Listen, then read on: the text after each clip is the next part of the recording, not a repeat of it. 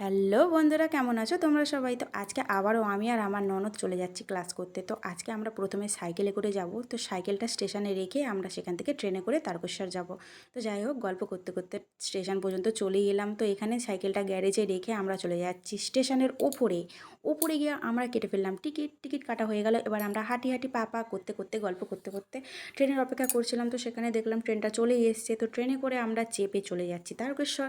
তারকেশ্বরে নেবেই আমরা চলে গেলাম ক্লাস করতে। তো ক্লাস করতে করতে হঠাৎ করে দেখছি দিদিকে কে যেন গিফট করেছে শিক্ষক দিবস উপলক্ষে।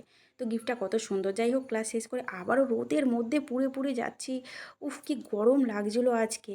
তো যাই হোক, ননদ আমার একটা ঘড়ি কিনেছিল। ঘড়িটা নিয়ে যাওয়ার সময় তো ভালোই ছিল, তারপরে বাড়িতে গিয়ে দেখছে ঘড়িটা সেন্সলেস হয়ে গেছে।